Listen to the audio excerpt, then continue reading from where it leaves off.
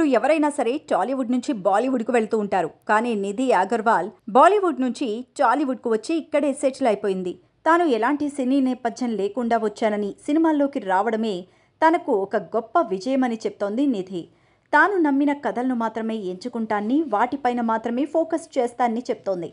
Career starting నుంచి young హీరోలతోనే సినిమాలు చేస్తున్న నిధి ఇప్పటి వరకు ఒక్క స్టార్ హీరోతో కూడా కలిసి నటించింది లేదనుకుంటున్న సమయంలో ఒకేసారి పవన్ కళ్యాణ్ హీరోగా తెరకెక్కుతున్న హరిహర వీరమల్లుతో పాటు ప్రభాస్ నటిస్తున్న ది రాజా సాబ్ సినిమాలో అవకాశాలు వచ్చేశాయి. ఒకేసారి ఇద్దరు స్టార్ హీరోస్ సరసన ఛాన్స్ రావడంతో నిధి కెరియర్ పూర్తిగా మారిపోతుందనుకున్నారు. కానీ ఆ సినిమాలు ఇప్పటివరకు రిలీజ్ కానే లేదు. ఇదిలా ఉంటే నిధి పవన్ కళ్యాణ్తో కలిసి నటించిన అనుభవాన్ని తాజాగా ఓ ఇంటర్వ్యూలో చెప్పుకొచ్చింది.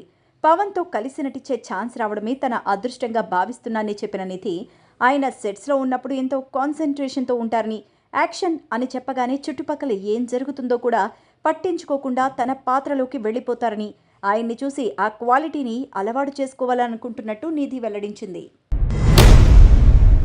మంచు విష్ణు డ్రీమ్ ప్రాజెక్టుగా తెరకెక్కుతున్న కన్నప్ప సినిమాకు ముఖేష్ కుమార్ సింగ్ దర్శకత్వం వహిస్తూ ఉండగా మంచు మోహన్ బాబు భారీ బడ్జెట్తో నిర్మిస్తున్నారు. ఈ మూవీలో ప్రభాస్ ఓ కీలక పాత్రలో నటిస్తున్న విషయం తెలిసిందే.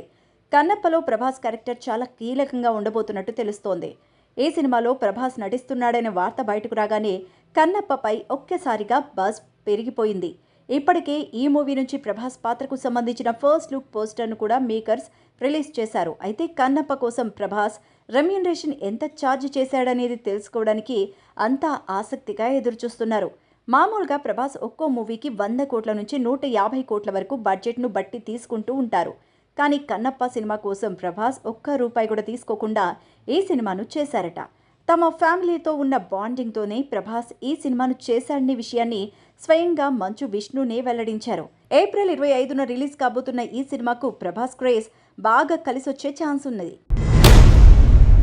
ట్రిపుల్ తర్వాత రాజమౌళి తర్వాత సినిమాను టాలీవుడ్ సూపర్ స్టార్ మహేష్ బాబుతో చేస్తున్న విషయం తెలిసిందే. పాన్ వరల్డ్ మూవీగా రూపొందుతున్న ఈ మూవీ షూటింగ్ కొన్ని వారాల కిందటే మొదలైంది. మహేష్ కెరియర్లో 29వ సినిమాగా ఎంతో ప్రతిష్టాత్మకంగా తెరకెక్కబోతోంది. అయితే ఈ సినిమాలోని ఓ కీలక పాత్రలో నటిస్తున్న ప్రియాంక చోప్రా కన్ఫర్మ్ అయిపోయింది. ఈ సినిమాలో నానా పటేకర్ కూడా కీలక పాత్రలో కనిపించున్నట్ట.